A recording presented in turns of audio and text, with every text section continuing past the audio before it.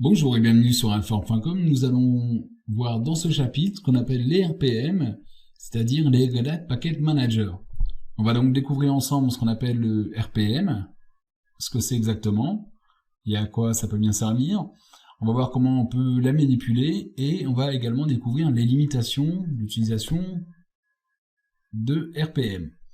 Alors, RPM, ça veut dire Red Hat Package Manager. C'est un gestionnaire de package. Un package, c'est ce qu'on appelle également un logiciel. Sous Linux, on appelle ça un paquet ou package en anglais. Alors le RPM, il fournit les paquets, c'est-à-dire les logiciels, mais également les outils de manipulation de ces paquets. Il a été créé par Red Hat en 1995 et distribué en licence GNU-GPL. Donc RPM est un logiciel libre et du coup il est utilisé par de nombreuses distributions.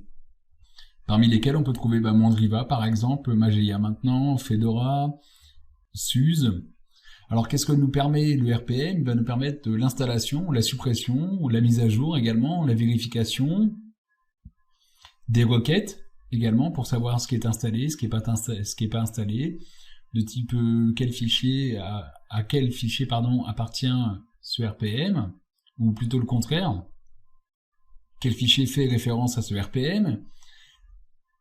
Et c'est assez facile d'utilisation. Alors avant le RPM, on devait ce qu'on appelait compiler les applications. Donc on récupérait du code source, en général en C, c'est pour ça qu'on devait les compiler. Et on devait avoir des outils de compilation, c'est-à-dire des outils comme GCC, MEC, pour effectuer des compilations d'applications. Alors c'était très long, c'était fastidieux, et en plus il y avait un problème de gestion de dépendance que devait gérer l'utilisateur. C'est-à-dire qu'il devait, par exemple, pour installer un logiciel, on doit avoir telle ou telle librairie, donc on devait compiler également les librairies, c'était très long. Mais depuis 1995, il y a le RPM qui nous permet donc de manipuler les logiciels et de les installer assez simplement. Alors les logiciels ou paquets, donc comme je disais, package en anglais, ils sont distribués sous format libre en GPL, et ce format s'appelle le RPM, qui est constitué d'une archive de fichiers, qu'on peut décompresser avec la commande rpm to cpio. On peut voir le contenu en fait de l'archive. Je vais vous montrer ce que ça donne. J'ai un fichier qui est copié, un fichier rpm. Alors hop, on va le regarder. Donc je vais faire un ls sur rpm, j'en ai plusieurs même. Alors on voit NetTools ici et EPEL. Donc on va aller faire un petit rpm to cpio sur NetTools. Je vais faire un petit pipe dessus. Et je vais mettre un cpio-idv, ça devrait me suffire, idv. Voilà, hop, hop, hop, hop, idvm, on va mettre. Ok, idvm, comme ceci. Ok, alors je vais copier mon RPM, parce que comme je l'avais déjà décompressé, ok, je vais le mettre dans un répertoire que j'appelle RPM, comme ça sera propre. Je fais un petit cd RPM, je rentre dans mon répertoire, je regarde, il y a donc, et je vais refaire mon 2 cpio, comme ceci. Donc je décompresse avec RPI CPIO et j'utilise CPIO pour le décompresser réellement. Voilà, donc dedans on trouve, vous voyez les fichiers, ici.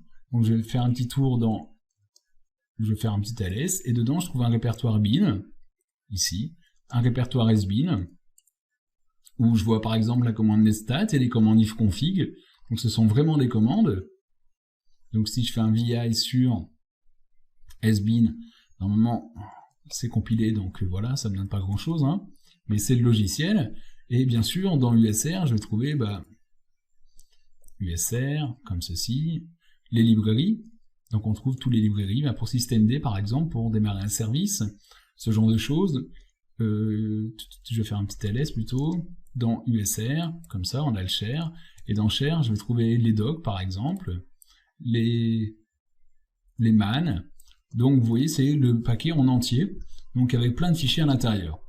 Donc le RPM, c'est une archive avec des fichiers, en comprenant bien sûr des répertoires, il va donc les installer dans USR, dans bin, à divers endroits où il en a besoin, mais c'est également des métadonnées utilisées pour installer et supprimer les fichiers de l'archive. C'est également des données, des métadonnées qui vont inclure des scripts, les attributs des fichiers et des informations qui décrivent également le package, qui permet d'avoir des informations sur le paquet.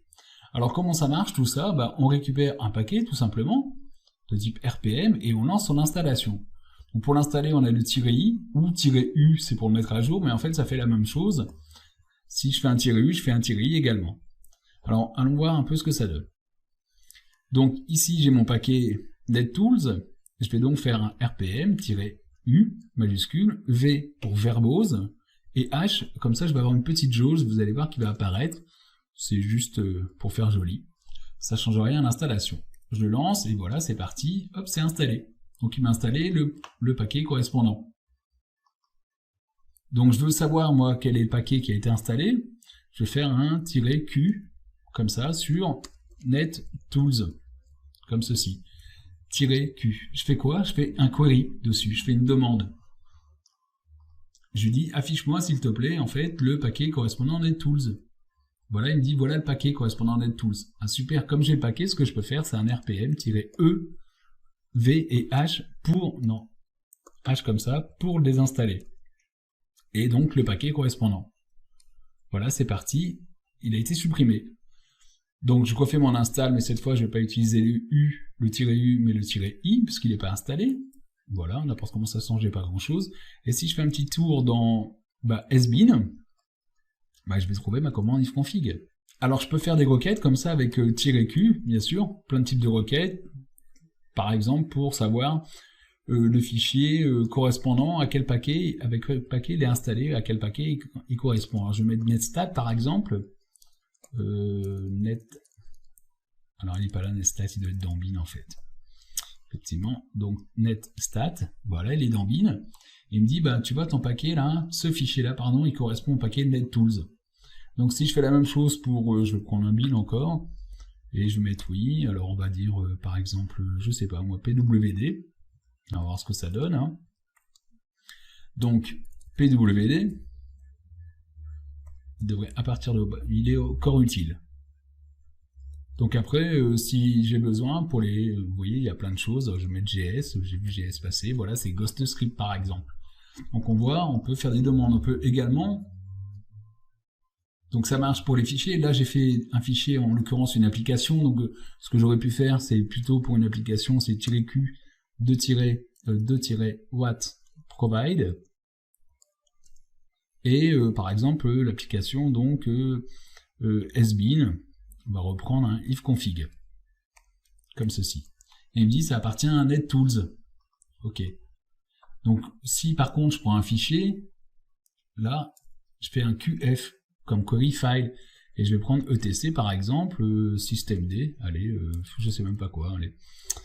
On va prendre, allez glob. Il y en a trop des fichiers, on va faire sudo. Non pas comme ça, donc hop, dans etc. Comme ceci, sudo er, voilà le fichier correspondant. Il me dit ça correspond au paquet sudo. Bon là pour le coup c'est assez parlant, mais vous comprenez ce que je veux dire. Donc ça permet de pouvoir manipuler tout simplement les applications. Alors ce que je vais faire ici, j'ai un CD qui est monté. Mon CD c'est l'ISO en fait qui se trouve dans donc MNT qui contient le Red Hat 7. Ok, donc je vais faire un petit CD package parce que j'ai des packages à l'intérieur. Je fais un petit ls et là je vois plein de paquets qui sont proposés. D'accord, je me dis tiens, je vais peut-être installer. Alors je vais voir ce que je vais installer. Je vais faire un RPM-U VH et quelque chose qui ressemble à bind par exemple. Bind-9 comme ceci. Hop, je vais mettre un "-u, c'est un serveur DNS en l'occurrence, et je vais demander l'install. Il me dit non. Pour l'installer, tu dois avoir ça d'installé déjà. Ok, donc je vais installer les libs, parce qu'il me faut la librairie. Ok, donc -libs. Ok, il y en a plein, alors c'est laquelle? Il me faut celle-ci. Celle-ci, c'est-à-dire la 9 en x86-64. Ok, donc je vais l'installer. Il me dit, il faut la licence avec et la libs. Ah, il faut libs, celui-ci, pour installer binutile. Ah, il est déjà installé, ok, binutile, alors ça devient un peu compliqué. D'accord, je me dis, oh là là, je vais installer HTTPD et je verrai le service DNS un peu plus tard. Alors, j'ai besoin d'un serveur web, donc j'installe HTTPD, et HTTPD version 2, donc H2, et là c'est pareil, il me dit, non, il te faut HTTPD Tools. Ok, D'accord, alors je vais installer les tools. Alors, hop, les tools. Et 2 et quelques, hop. Voilà, là c'est bon. Et cette fois j'installe, elle me dit non mais tu as besoin d'un fichier TCMI mais nécessaire. D'accord. Alors vous voyez, le problème c'est que ça devient du coup assez compliqué lorsque je veux installer des logiciels. Parce qu'à chaque fois il risque de me demander des dépendances. Donc le RPM c'est sympa pour installer quelques petits trucs, comme par exemple, je vais faire un petit CD. Ici j'ai un petit truc qui s'appelle EPEL. Je vais faire donc un RPM -UVH comme ceci, EPEL. Là, il n'y a pas de problème, il me dit qu'il est déjà installé, donc il n'y a pas de souci. Il me l'aura déjà installé, pourquoi? Parce qu'il n'y avait pas besoin de librairie, il n'y avait pas besoin de ce qu'on appelle des dépendances. Donc on va voir dans une prochaine vidéo comment gérer ces dépendances et avec quel outil on peut gérer ces dépendances. Donc l'idée dans cette vidéo, c'est de comprendre qu'il y a des logiciels qui sont fournis au format Red Hat Package Manager, c'est-à-dire RPM, qu'on peut les manipuler avec les commandes RPM. Donc comme faire des queries par exemple dedans, rechercher, alors ça peut être très utile, je vous avoue, rechercher un fichier à quel paquet correspond, voir tous les paquets qui sont installés, chercher des paquets en particulier, comme par exemple je vous ai montré avec RPM-Q et je mets le nom d'un paquet, et également on a fini par les limitations des RPM qui concernent donc les dépendances. On voit que c'est assez ennuyeux, si on doit installer 50 dépendances avant un logiciel, ça devient un peu problématique quand même à gérer. Donc dans une prochaine formation, on va voir comment gérer ce genre de choses. Je vous dis donc à très bientôt sur alform.com.